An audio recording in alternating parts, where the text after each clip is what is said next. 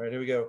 Hello, everyone. This is Adam Fishman, the Executive Director of American Friends of Likud, and we are here for what is likely to be our final election update. We are 1 week from tomorrow to our fourth election in 2 years. I actually get tired of saying that. Fourth election in 2 years. I'm not the only one. The entire country seems to be somewhat tired of it.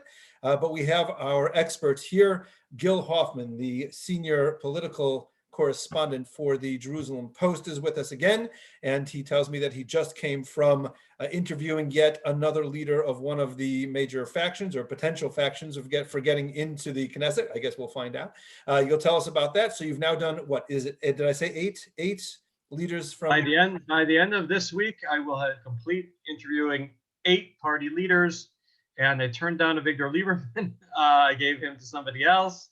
And Lahav interviewed Bibi, and we've our business reporter is interviewing Yaron Zalicha. So that's 11 party leaders interviewed by the Jerusalem Post, and I think we can be very proud of that.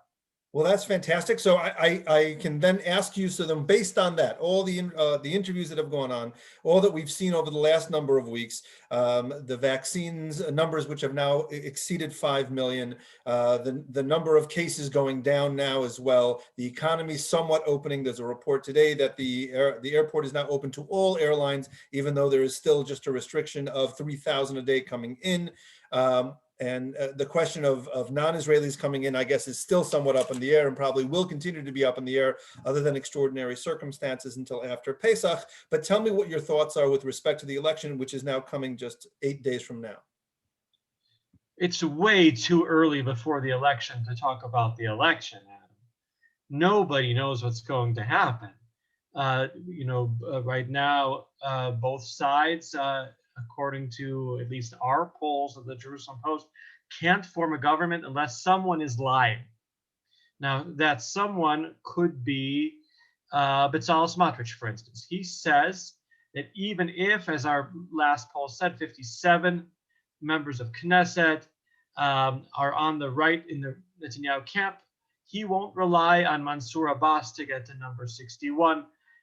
The Ra'am party that wants to cooperate with the right-wing government.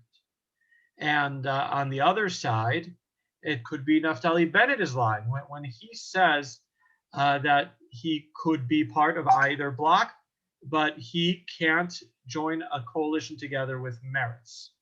I can understand why he wouldn't want to join a coalition with Meretz. Nitzan Horowitz, its leader I spoke to today, has said some very extreme things, but there is no coalition without Netanyahu and without Meretz. So really, because of Meretz, you're not going to form a government. So somebody's got to be lying, or we're going to go to elections forever, Adam.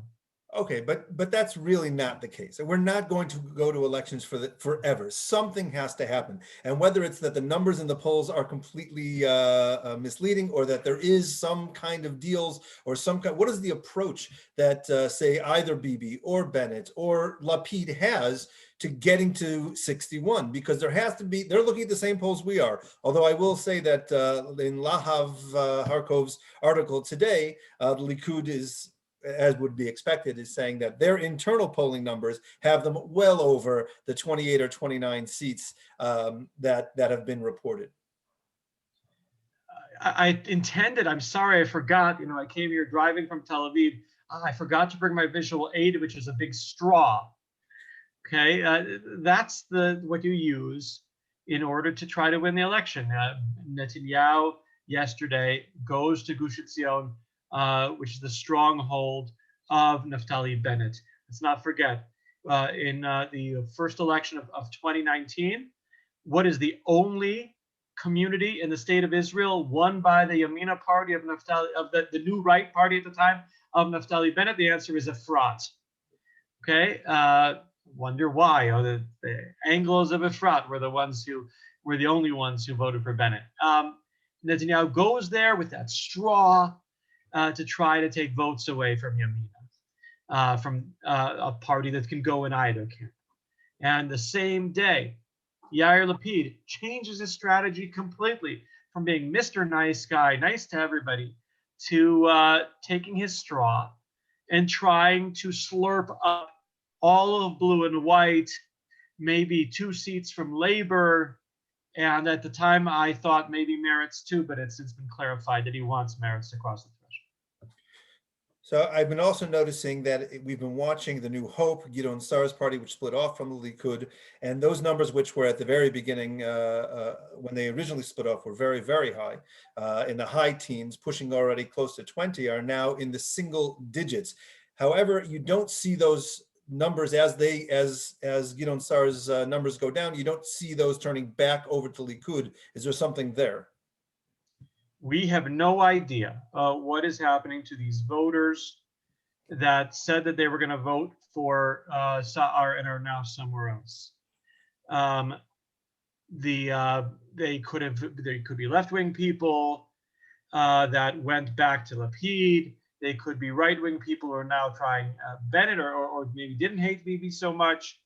But all we know is that since the election began, Gidon Saar has been going down nonstop.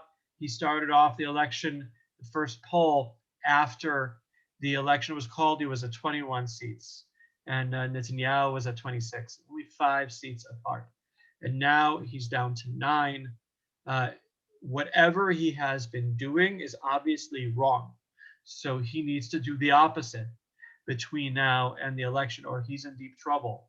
If his party gets less seats than Lieberman, less seats than Shas, why does it exist? So when did you have the opportunity to interview Gidon Saar? Was it back when? Sorry? Twice. I interviewed him for the Jerusalem Post immediately when the election began. It's on the cover of the Frontline section. You can find that interview online. And I interviewed him again for the Mizrahi event that I put together, where we had 8 parties in English, including 6 party leaders. I strongly recommend you go to Mizrahi.tv to find that show, which was, I think, the most leaders speaking in English that I've put together in a very long time. Certainly more than of an effort than the Jerusalem Post has made in a very long time. So there you can listen to Gidon Saar trying to woo your votes. So you've had an opportunity to speak, obviously, as we said at the very beginning, to all of these different party leaders, especially on the right. I want to focus on the right now, because that leads to my next question, which is with respect to is there a major philosophical difference? And perhaps that's the reason why people are starting to fall away from guys like Gidon Saar and the New Hope, recognizing that in terms of philosophy, a philosophical approach, political approach, there really is no difference necessarily between all these right-wing parties and Bibi. Now, I'm not talking about the ultra-Orthodox. I'm talking about the New Hope and Bennett and even segments of the Smotrich party. Not that much different than the Likud. Is it really just coming down to no more Bibi versus yes Bibi, or is there something tangible there? Because and I'll just finish with this, and then I want you to respond to it, because as we saw in the first, second, and third, and I actually believe that this concept of Bibi fatigue would carry more weight. And I've seen now after 3 elections that it really doesn't seem to carry very much weight. It's not enough to unseat Bibi from the head of the Likud and the party as the major party in the Knesset. Yes, this is the easiest question you've ever asked me, Adam. Yes, it's only Bibi or no Bibi. No, there's no substance behind it at all. No, there's no difference in policies at all. They don't stand for anything significantly different. I believe that there's more of a thought-out plan on cannabis in Gidon Saar's policy platform than there is in Likud. If you're a cannabis voter, then I'm sorry for insulting you and making it seem like it's only pro-Bibi or not Bibi. But other than that, no. For those who really despise the prime minister, they really believe that Netanyahu has to go for the country to function properly. They really believe that everything Netanyahu is doing right now is clouded by the criminal investigations, that the very fact we're in an election now and haven't passed the state budget is because of him. And it's a legitimate point of view. And for those who really adore Netanyahu, it doesn't really matter what he'd do, no matter how many mistakes he would make, they would still love him. So there's nothing wrong with there being an election that's about a leader, yes or no. It doesn't make us shallow or problematic in any way. It's okay. So then let's go to what he has been running on, what the Likud has been running on. He had been running on the vaccines and that entire program and on his handling of coronavirus, which seemed to be somewhat successful. And as of late, he's now switched his tactic for the last week to focus more on the economy, having himself taking pictures out in cafes, going to green pass events where people who have been vaccinated have shown up. Is that, as far from what you've seen, is that effective? Is that where he should be going? I can understand why the very smart people working for Netanyahu, I believe Aaron Klein has spoken to your group, decided to focus on his strengths. And it is very, very impressive that we've had so many people vaccinated. I'm very proud to be vaccinated long before my sisters in America. This is something that makes Israel look good all around the world, that we're by far the most vaccinated people in the world, and it is to the credit of Netanyahu and only Netanyahu. And if there were those who said, well, maybe Netanyahu's not so needed anymore when Donald Trump's not there, Biden says he doesn't like him, that he likes him as a person, but he doesn't agree with him on anything. So maybe another leader could be just as good, if not better, talking to the president of the United States. Then you see something like this, where Netanyahu had this persuasive effect on the head of Pfizer that got us these vaccines. So it's definitely a positive thing to highlight, but it's also fraught with danger, because we just had our 6,000th death yesterday. Yediot Ahronot, which is an anti-Netanyahu newspaper, put that 6,000 number in pretty large numbers on that cover of that newspaper today, I saw. So yeah, people are very upset. Everyone knows somebody who's died. And you blame the leader. You blame the leader no matter what. That's what people do. So I want to ask you to with the last couple of minutes we have on this podcast, about what comes next. I want you to look out into the future and recognize, as we all do, that there is going to come a day when the Prime Minister Bibi Netanyahu will not be the leader of the Likud.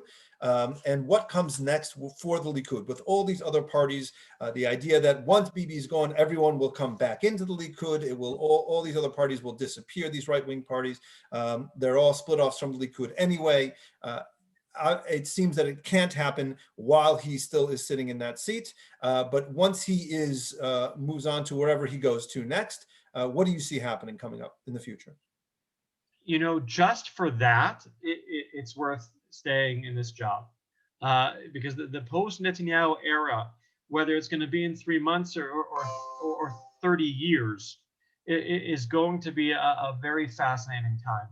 You could very well see a Naftali Bennett and a Ayelet Shaked and a Victor Lieberman and Moshe Kachlon and Gidon Sa'ar and all these people who despise the prime minister, and because of that left Likud, even though they don't have substantial policy differences, coming back.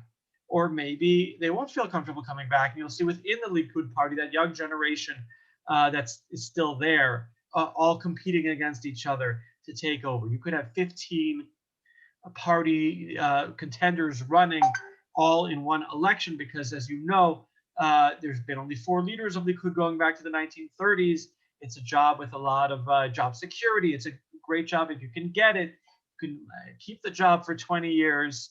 And so what if you have 14 men run for this job plus Miri Regev?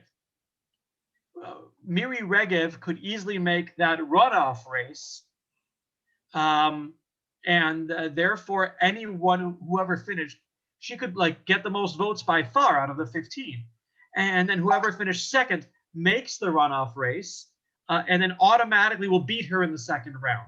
You're talking about somebody who could get 600 votes to finish second in a race of 15 people and be the next prime minister of Israel. Fascinating. Stay tuned to www.jpost.com.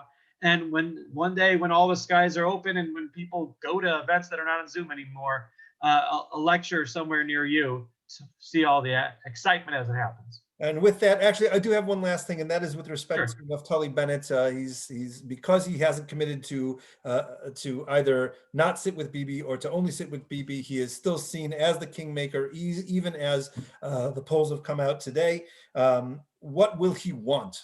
Do we know? You've interviewed these guys. You've had the opportunity to get the sense of what they're looking at. What is it that he's going to require in order to make a government with either side? Naftali Bennett believes that he can be the prime minister of Israel, at least in a rotation. And so he feels that he can get that from Netanyahu. He feels that he can get that from the other side. And if he can get that from one side, why not insist upon it? And so I see that it's what happens with Bennett at the very end. It's going to be perhaps the most exciting thing of this election, especially if you have the scenario where Bennett gets 3 more seats than Saar, so Saar can't claim that he should be above him, and you have the 2 parties join up. Let's say Bennett gets those 16 seats to get Jeremy Salton from Chicago into the Knesset, and Saar gets 7. You're talking 23, another good Chicago number, and Lapid gets 21. I mean, let's not forget, just by getting the second most votes, there's a thing called Bader Ofer. Whatever you see Lapid in the polls, he gets 2 more.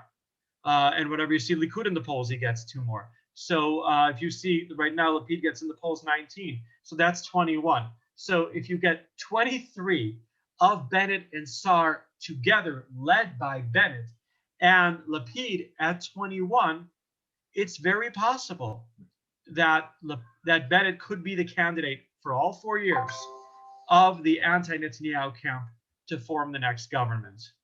In which case, then the Likud could have defectors for cabinet seats and who aren't so loyal right now. You never know.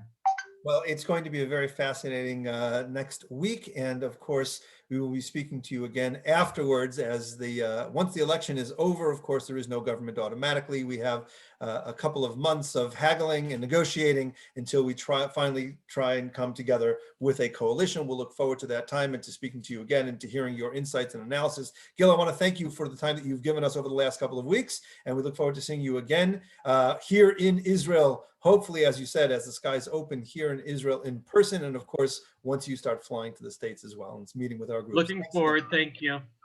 Be well.